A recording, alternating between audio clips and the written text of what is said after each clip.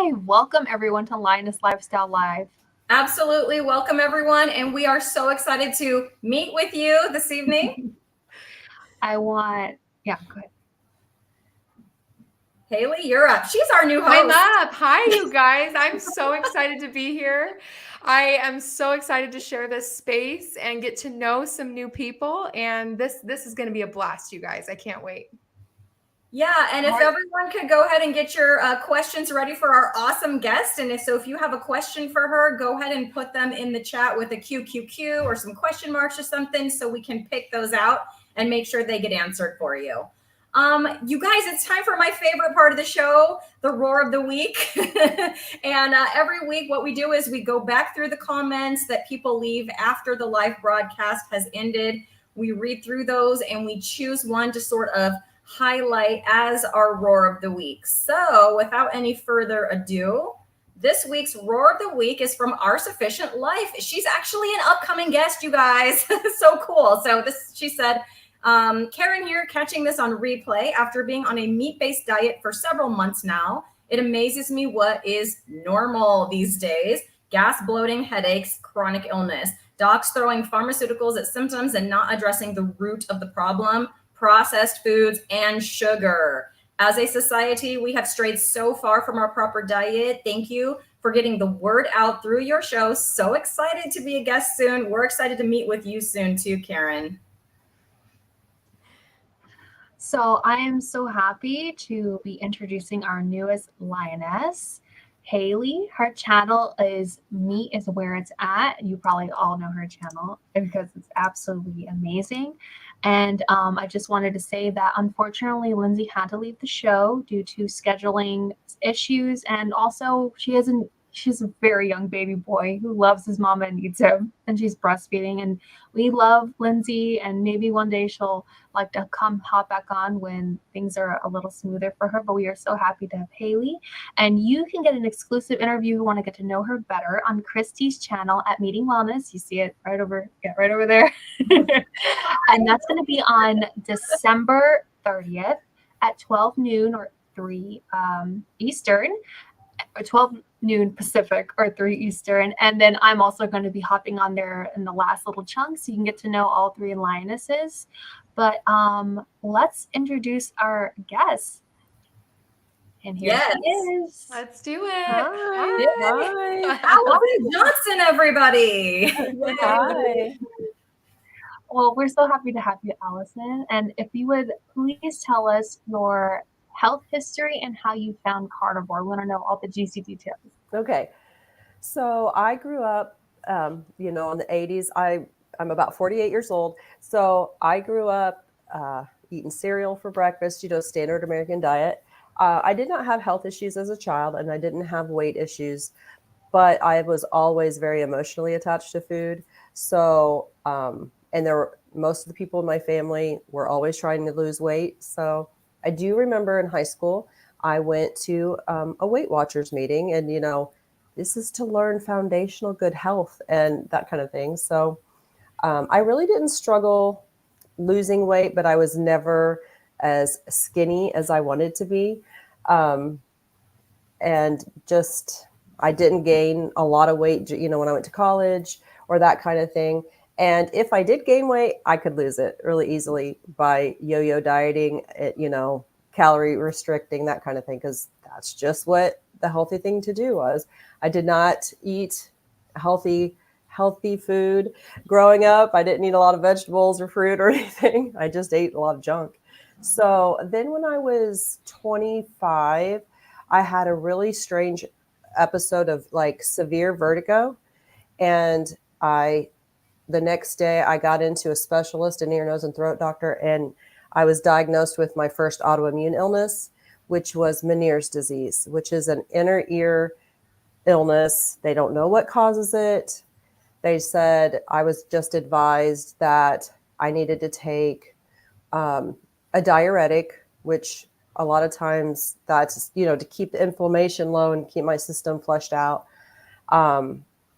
It's like a low dose blood pressure medicine also. So I was prescribed that at age 25.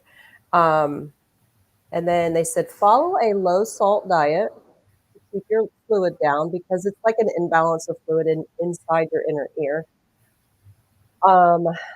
Avoid caffeine, avoid alcohol, and I was 25, so I was not doing any of that. They also said to avoid processed food, which was the only good advice that they gave. So I went for years living with that. About every 3 to 4 to 6 times a year, I would just have this episode of um, just extreme vertigo. I'm talking debilitating. I can't do anything. I have to lay down in a dark room and just write it out. And it would last hours, like the whole episode would last at least 12 hours. If it happened, I was out of commission for at least a half a day. I'd always get a migraine afterwards, that kind of thing. So I just thought, oh, okay, that's fine. I just have to do that. And I got married in 2001, or I'm sorry, 2003. I met my husband in 2001. And when I was about 30 and I'd been married a few years, I was like, okay, let's, try to have a baby. And I still was okay with my weight.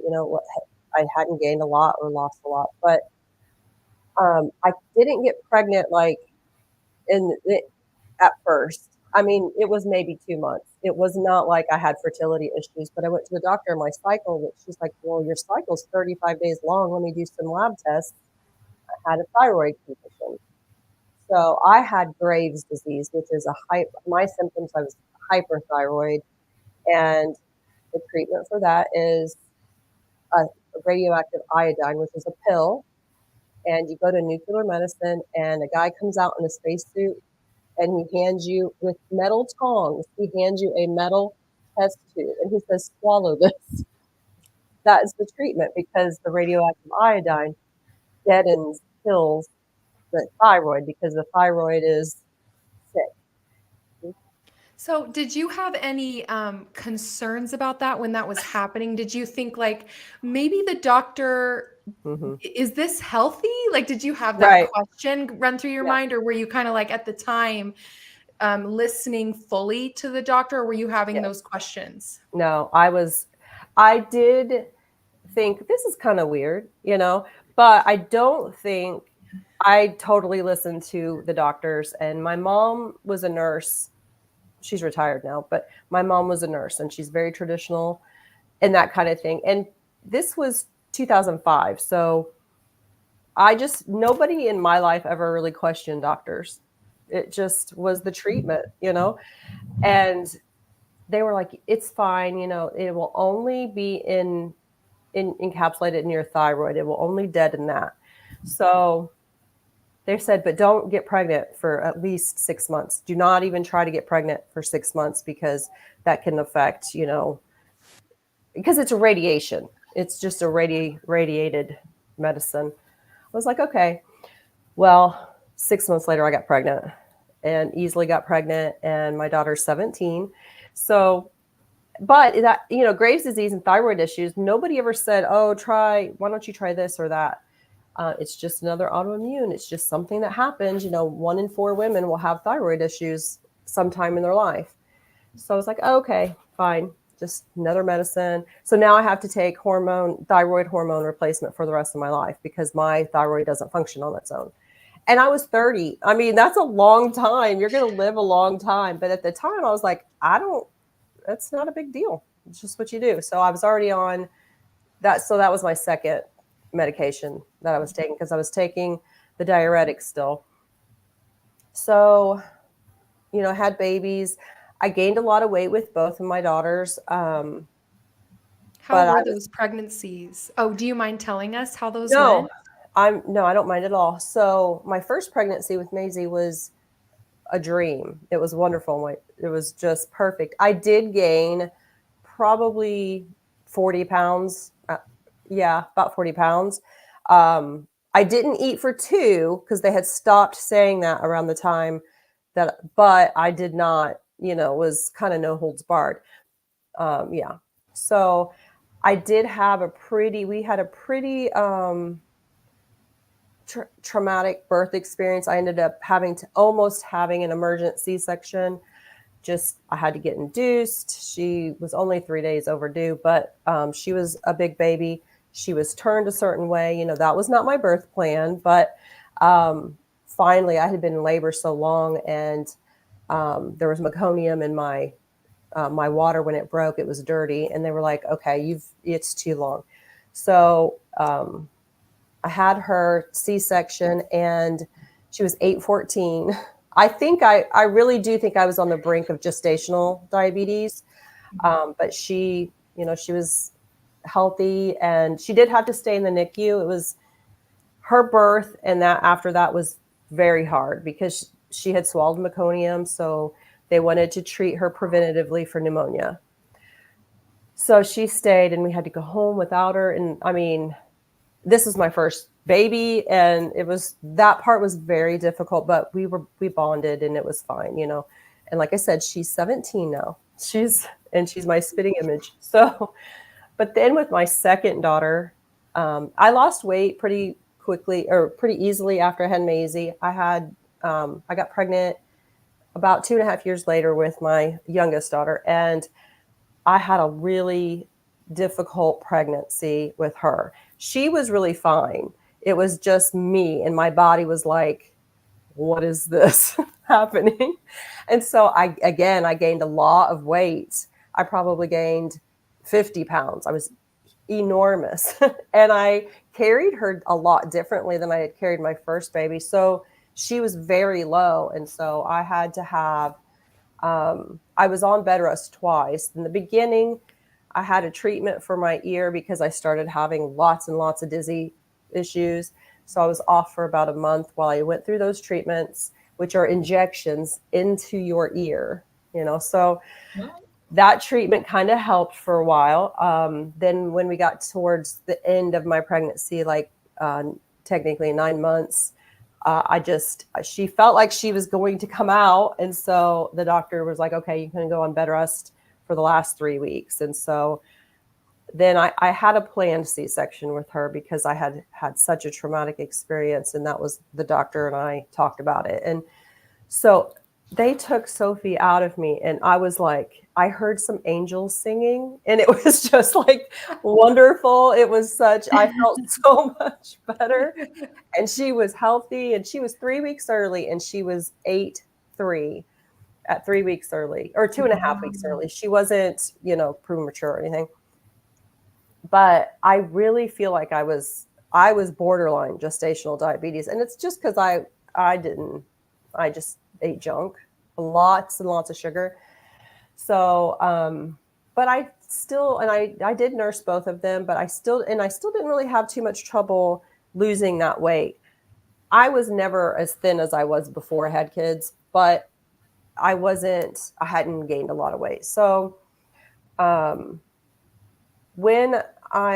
then fast forward about 10 years, not 10 years, 5 years, 10 years ago, almost 10 years ago, I started having so much trouble with my vertigo that I couldn't live with it anymore. I couldn't take care of my kids. I couldn't get out of bed. I couldn't keep my job. I got laid off.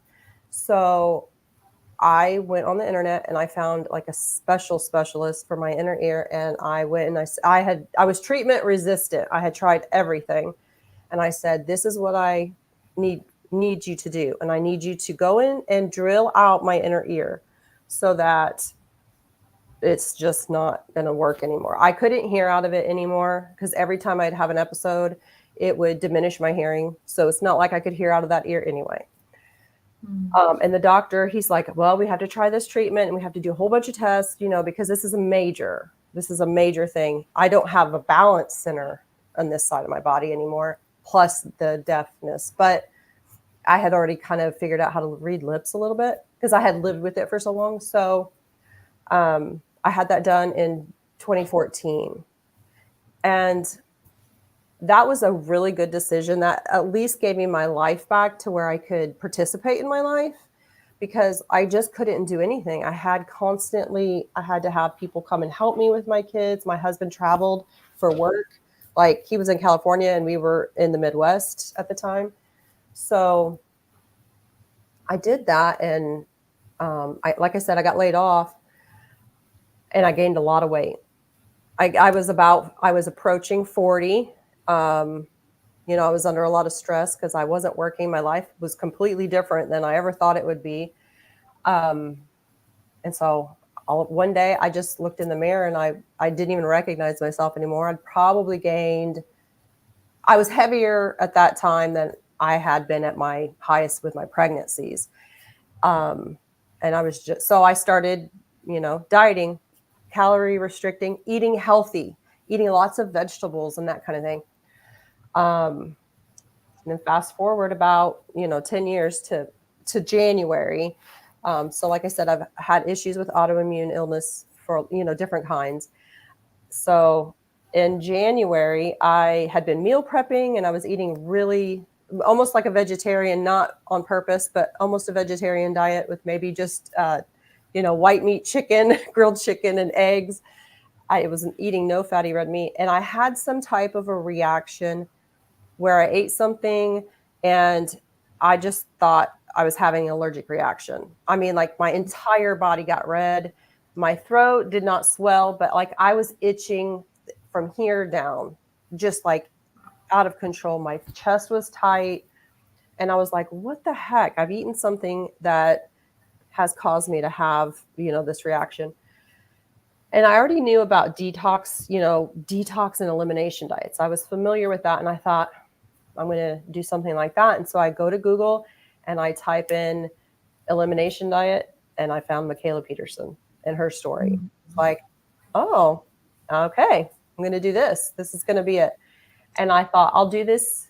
I really thought I'd only do it for 2 weeks to detox. But then I thought, okay, by then I'd found, Dr. Barry and everyone. So I thought, okay, I'll just do it for 30 days. And, I started losing weight. I lost a lot of inflammation. And now here we are 11 months later, almost 11 months. Yeah. And I've lost 30 pounds, almost all of my anxiety and depression is gone.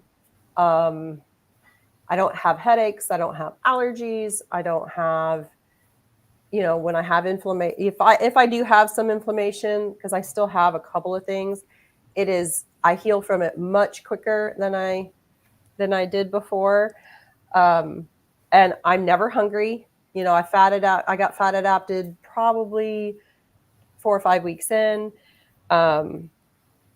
And that's the biggest thing. It's like I can eat and I don't get hungry because I had never experienced that. I'd always been hungry and like, oh, well, I got to eat more lettuce and spinach and kale. And I never liked vegetables and I never liked fruit. And so I'm sorry, just the faces you made when you said lettuce and spinach and kale. I'm like, me too, girl, me too. That's how I feel about it. And when I started this, I never thought that it would be the way I turn, my life now. I thought it was a diet and that had an end goal. I always thought about that. And so I can't believe I never would have thought last year, I never would have thought that food had such an impact on everything. But now it's like the wool has been pulled away from my eyes. And now I'm like, oh, of course it's what matters most, so. Yeah, that's I have a similar story. I found Mikhaila Peterson too. Yeah.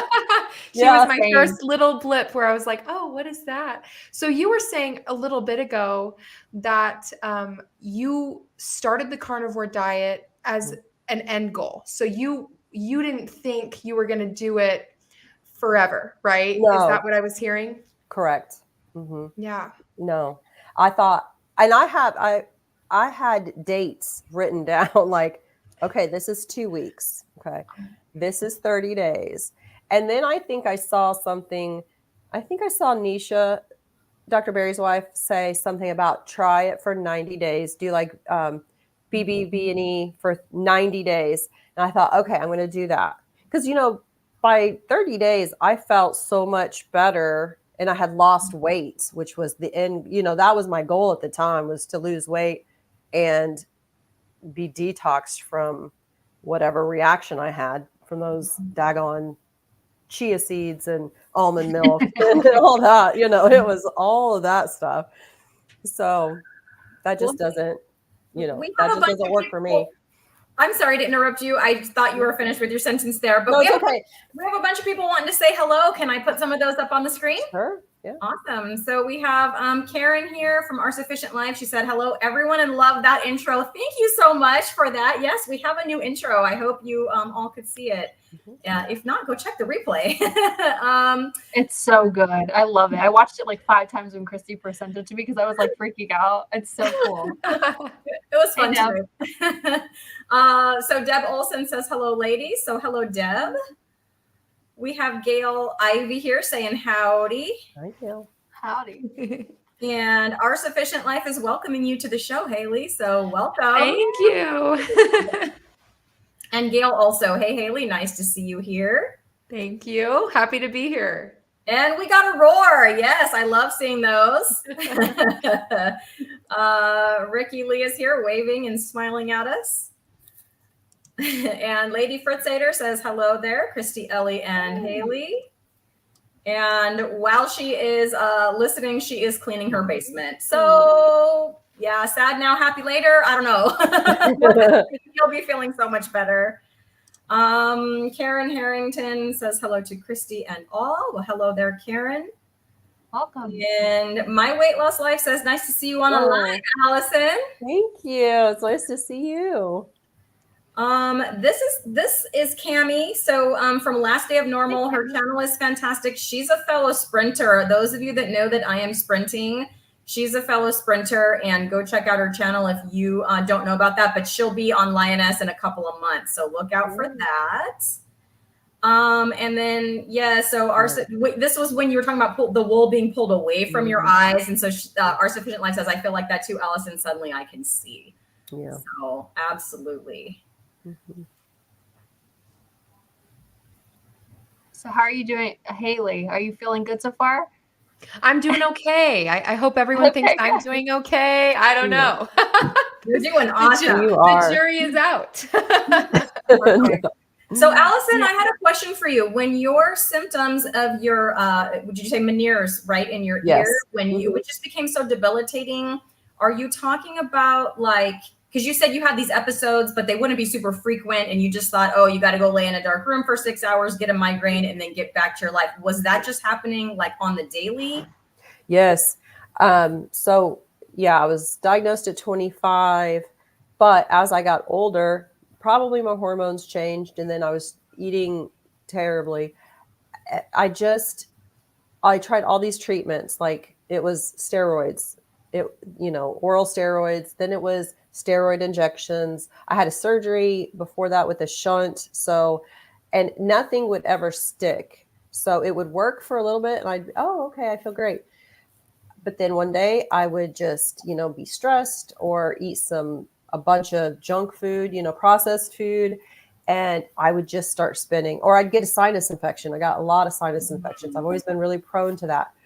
And something would happen and set me off. And it was never something that I could be like, okay, I'm going to get dizzy. It would just happen. It happened in every situation you can imagine. It would happen when I was asleep. I'd start dreaming about like being on the worst roller coaster you've ever been on. And it was just crazy. And so when I was right before I had my surgery, the year before I'd had a set of treatment that worked really well. A set of injections, and they had worked for a long time. And then on January 1st of 2014, I was at a lunch with friends, and I had a sinus infection, and I went into the bathroom to blow my nose because we were at a restaurant, and I almost fell down because I got so dizzy. And thank goodness my husband was there, and he had driven us over there because I was so sick. And from that moment until April 21st is when I had my surgery, I was in a constant state of either being dizzy and sick, because I would always throw up. It's such a debilitating and intense vertigo. You can't do anything. Mm-hmm. And I just couldn't get out of the cycle, because then I'd be stressed afterwards. I'd have a migraine, and I'd be upset because I couldn't take care of my kids. And I couldn't spend time with my family. I couldn't do anything. And then I'd be, okay, I'd come out of it, but then I'd be panicked that it was going to happen at any moment. So I had, terrible anxiety. And I just could not get out of that cycle.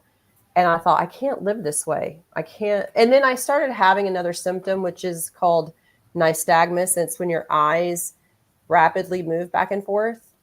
And so I was developing new symptoms, and I had done every other treatment. And I was just like, I just could not get out of that cycle because stress, of course, aggravates it. Stress. And I was highly stressed.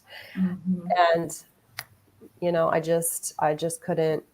I just couldn't manage it anymore. And it was miserable. I was miserable.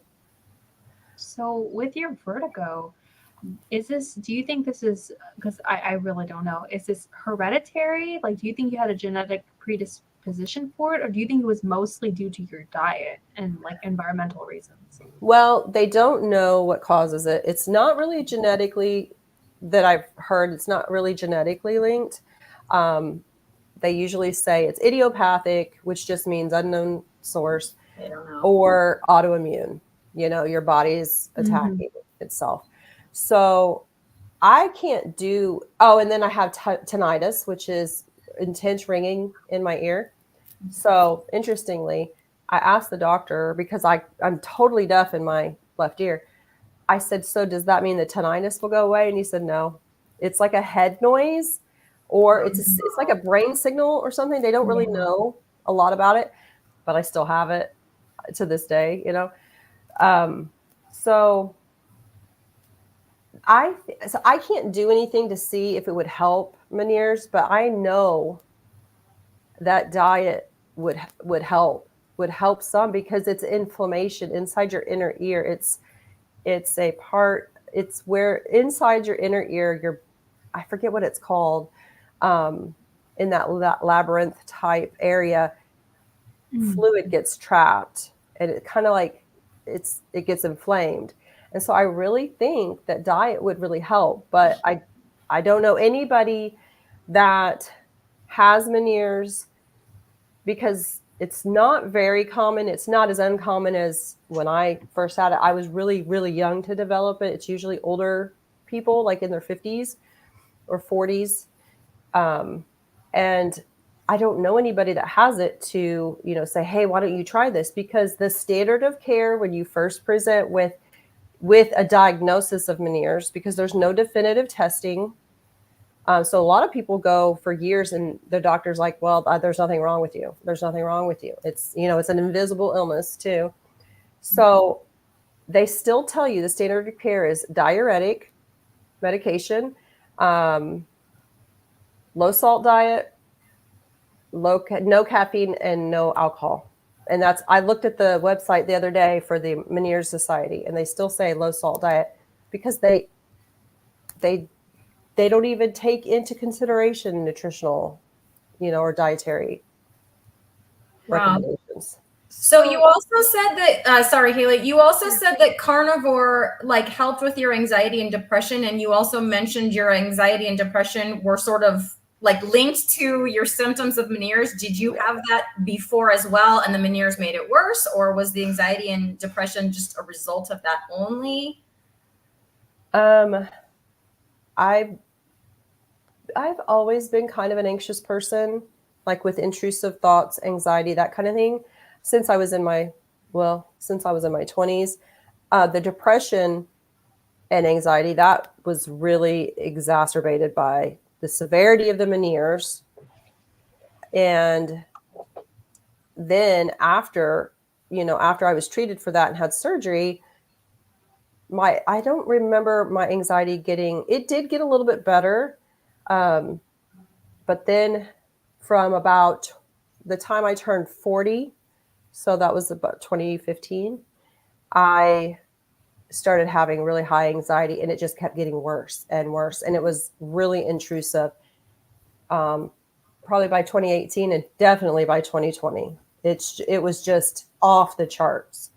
And I wasn't working outside the home and for 5 years. And so it was just off the charts. but I didn't seek any kind of help for that. I didn't go to the doctor. I didn't try any medications for that, but I was having a lot of trouble falling asleep because I'd have, all these intrusive thoughts.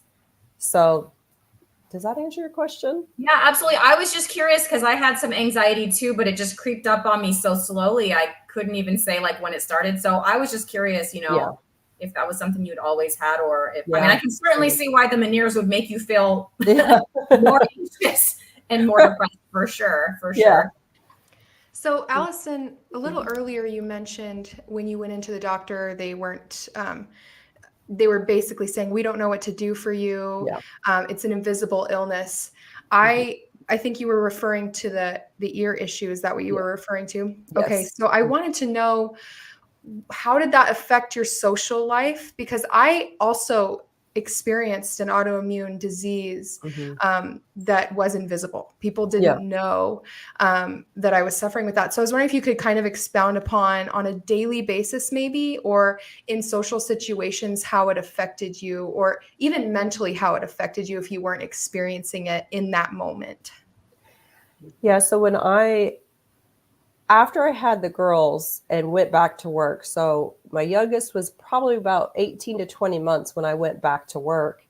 And it didn't really affect me socially up until then. It was just something that would happen occasionally from the time I was diagnosed in my mid-20s until my mid-30s. So I could pretty easily explain it away. Oh, I got to go, that kind of thing didn't really affect me. But then when I went back to work, I realized I couldn't hear very well. Like I could not hear people talking, which is a stressor. I did not hear, I didn't realize my hearing had gone downhill like that. But I also at the same time realized I could kind of read lips. If somebody was in front of me, I could kind of figure out what they were saying. So it started to take a toll on me and my feelings of like self-worth, because nobody could understand what was wrong with me. Most people had not even heard of Meniere's disease. I think it's a little more heard of now, but I looked fine. It would be 1 minute I would be sitting here and I could look over my shoulder and then look back around and be like, holy moly. And I mean, I would start throwing up. I couldn't control, it was going to happen. So people would have to drive me home from work. I'd have to leave work early. They'd have to pick up my kids, bring them home. There's like whole routine, and I had this emergency plan, and that takes a toll on you mentally, especially when you have little kids, and it's like someone else is giving my children a bath, and I can hear them and I'm aware of everything going on. So that really took a toll on my self-worth and my anxiety like this. And people are going to think that I'm drunk. That's a very common, misconception about people that have, especially if it's a balance issue. I would walk and I'd have to like be hunched over and like my eyes on like a specific point, because I'd shuffle because, it was just everything my brain could do to keep my, body moving. And I couldn't like have a conversation. I could talk, but it's similar to what's happening in my brain. What was happening in my brain was similar to sometimes what people go through if they're having a seizure. It's like, I know what's happening. I can talk to you, but I cannot have a conversation with you and end up, because my brain is trying so hard. And so that just really took a toll. And, it did affect me socially, and it did affect some of my relationships. And then, it was really difficult.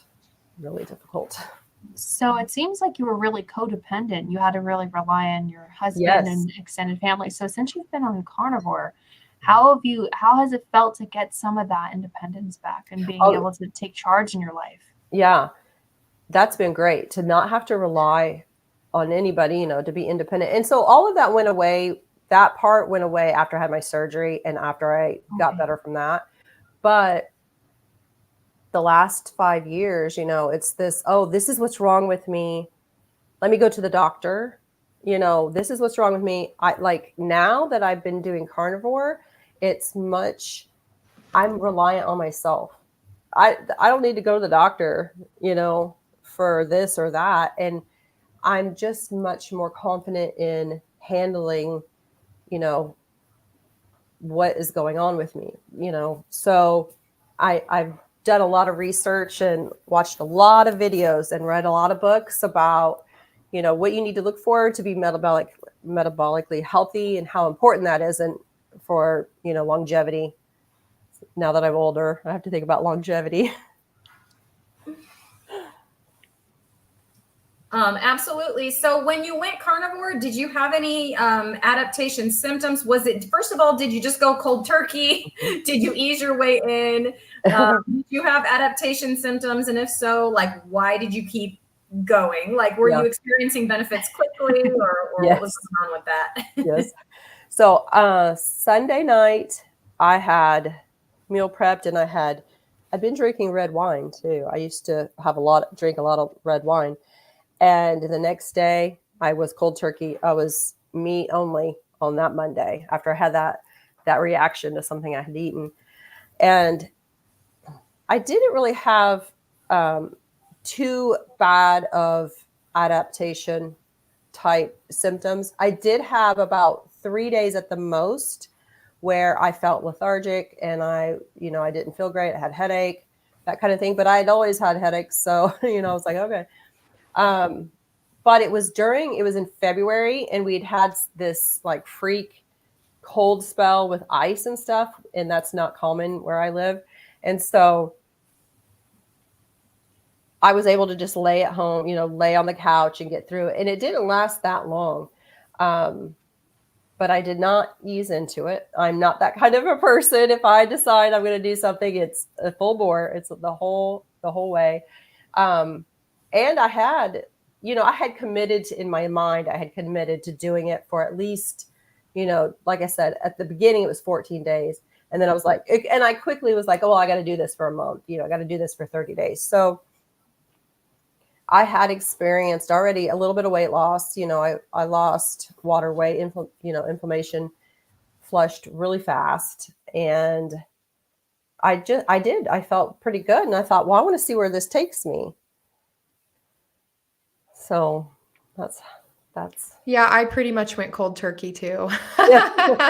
And, I know it's different for everyone, but yeah, it certainly can be a little bit shocking. But at the same time as maybe you're having those symptoms, I also experienced that very quick lowering of inflammation, which you kind of got to balance the pros and cons of going cold turkey because it's probably not right for everyone. Mm-hmm. But yeah, for sure.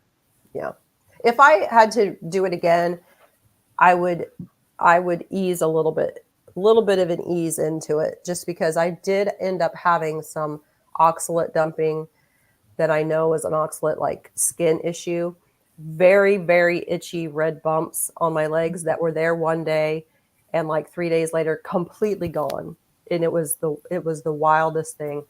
So I would say to ease into it. I might ease into it if I was going to do it again, but. Gail says my friend Kathy has menieres and she's doing carnivore and it seems like it helps. Oh, I'm so happy to hear that because I just feel like it would really help. It might not cure it or take it away completely, but at least maybe have, make it a lot more manageable. So that's very good to know. Maybe save somebody's hearing. I mean, I don't know. Yeah, for sure. Hopefully. Yeah. My friend Renee popped in. Hi, Renee. Nice to see you in here. Okay, this is for me. Karen and me too.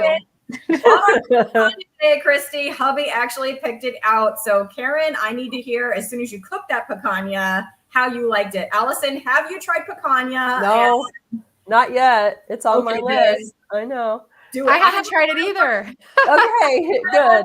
List at least as long as my arm, so I get it. But look at Ellie because I convinced her over here. I've converted her. Yep. I'm on Team Picanha. Picanha, that's right. Okay, so since you haven't tried picanha, then what is your favorite cut of meat? I'll just ask that right now. Okay, yeah, it's ribeye. It is ribeye. Yeah. And it wasn't in the beginning, of course, I hear this a lot, but I could never eat a lot of meat. I could never eat all meat. I could never do that. I didn't eat a lot of meat. I didn't like the way, fatty meat really tasted. We never ate the fat, And so when I first started, I liked leaner cuts, strip in the very beginning. And now I do not like strip at all. I know, I want a ribeye, but we don't eat steak maybe once or twice a week. Maybe that's probably once a week on average. So, I always preferred my carbs, I always wanted a hamburger so I could eat the bun.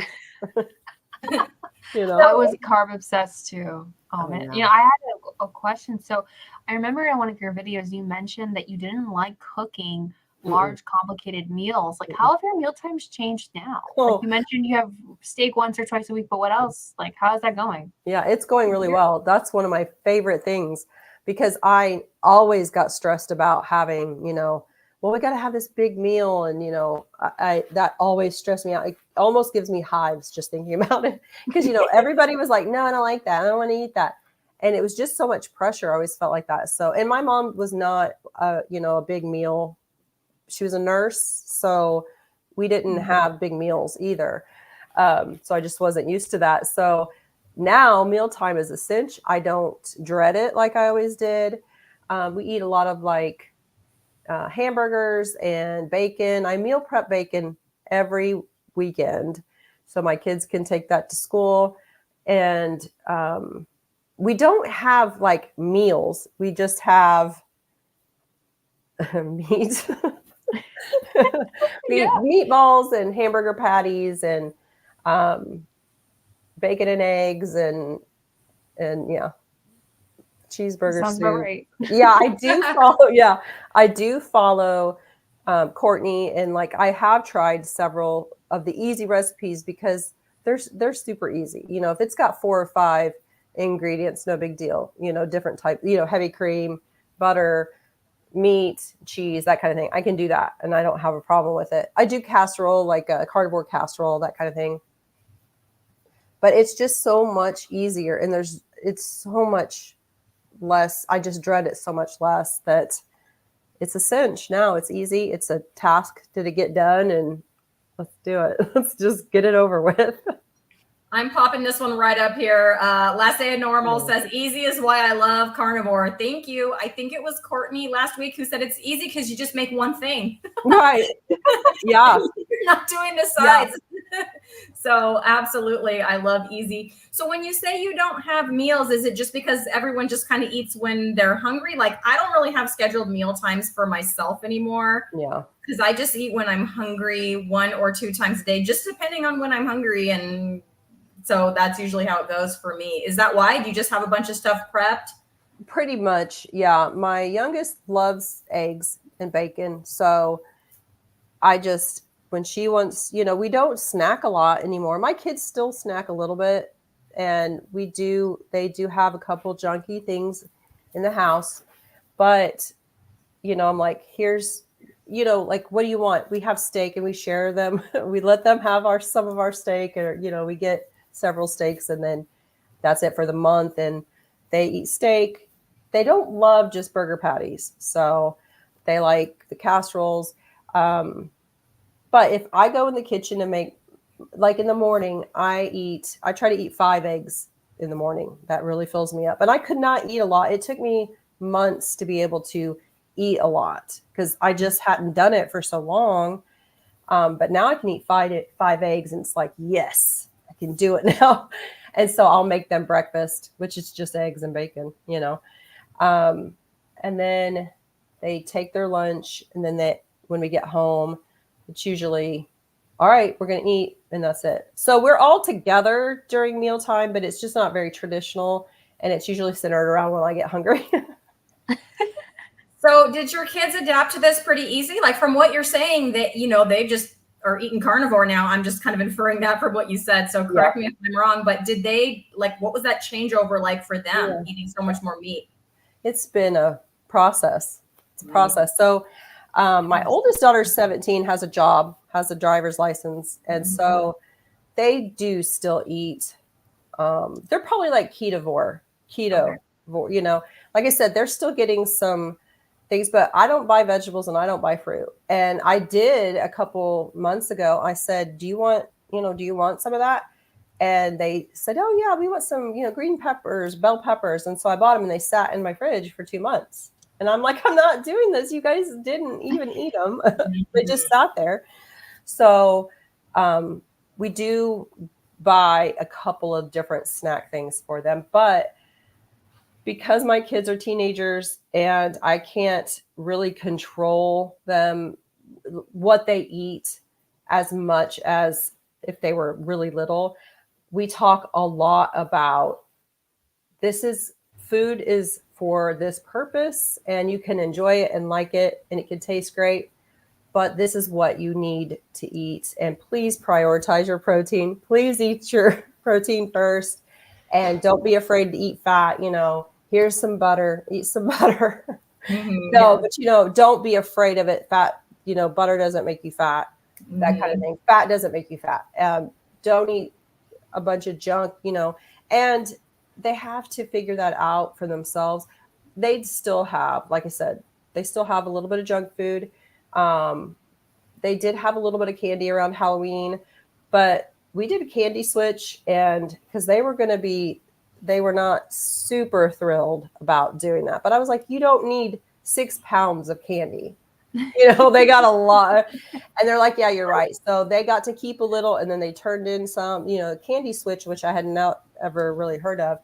And they got a gift instead. But I said, listen, you just need to know what the purpose of food is. And food is for, fueling your body. And so it's not been like super smooth, but it has not been the worst thing ever. It's not been the hardest thing that I've ever done. Yeah. So Ellie, she said it. She said bite butter. Did you hear that? She didn't say bite butter, but she talked about let's just eat some butter. So Haley, I have to know because you're new here. It's my thing. Bite butter. Hashtag bite butter. Do you just Hashtag bite butter. go and bite butter? Yes. That's so funny because I knew I liked you. Yes, my mom used to do that.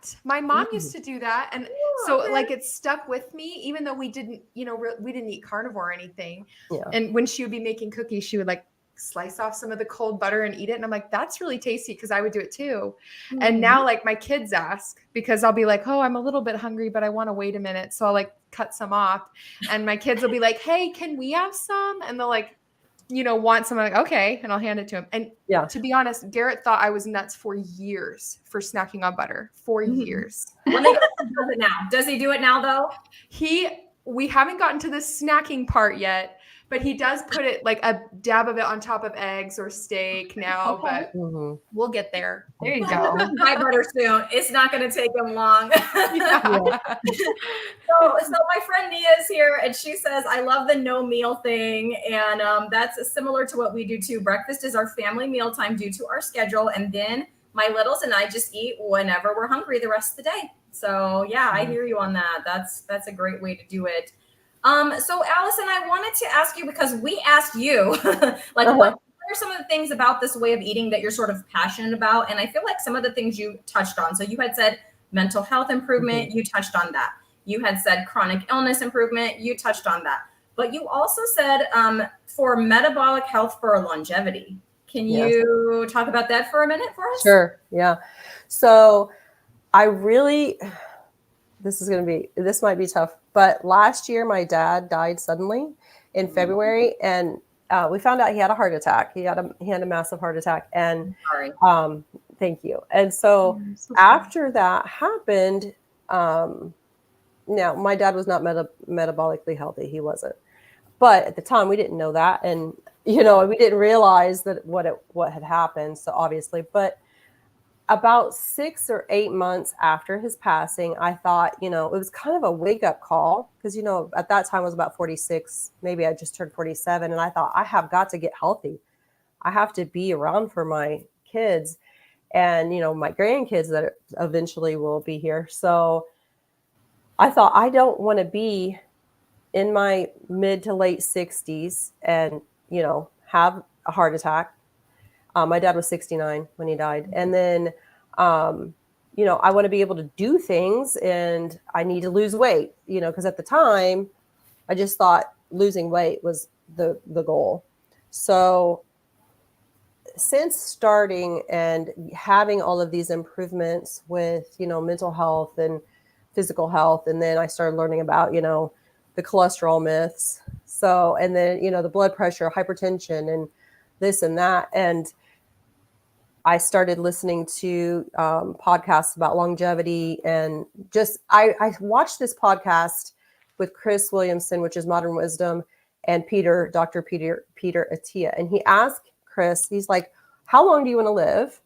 What do you want to be able to do when you're that age? And this, he said, I want to live to be 90 or 95, and I want to be able to walk my dog. And he's like, well, this is what you need to do. You need to make sure you're metabolically healthy. And I just started thinking about that. And my mother's mother, my grandmother, she lived until she was 88 and she passed away at home.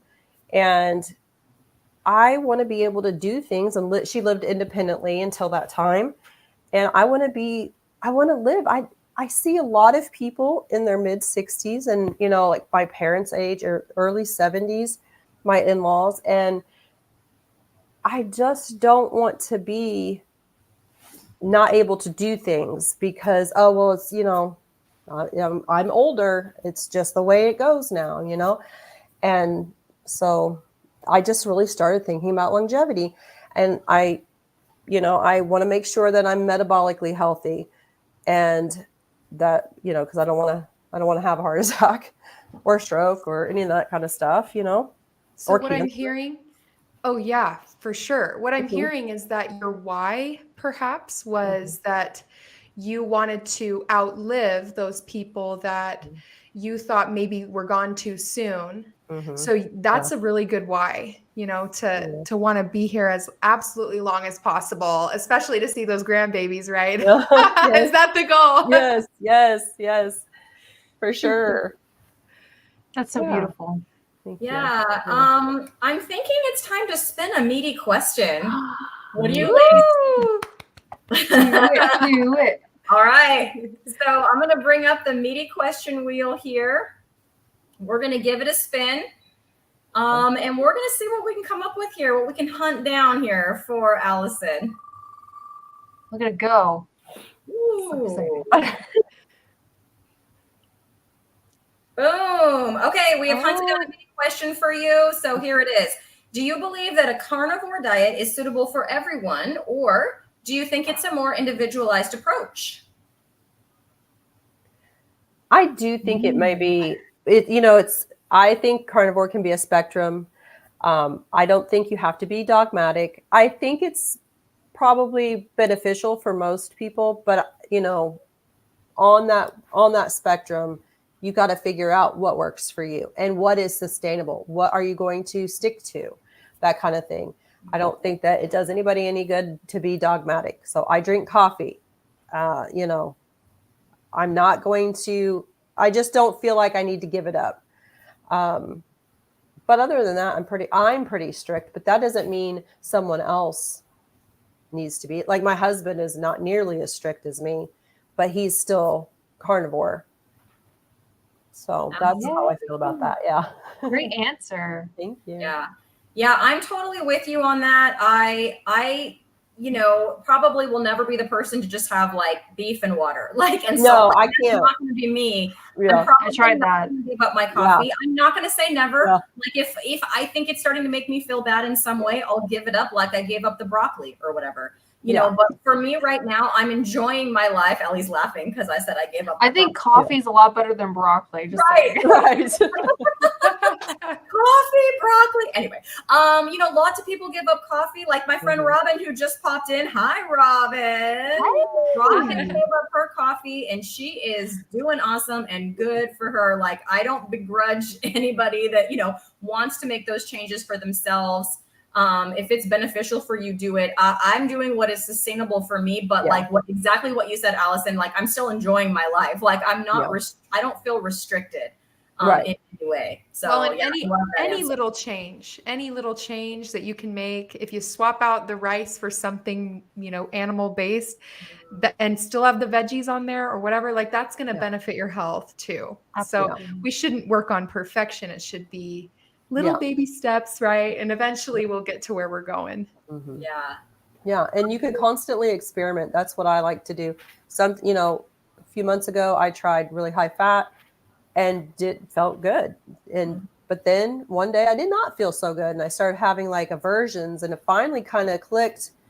I was having too much fat, and I was like, oh, okay. And then I figured it out.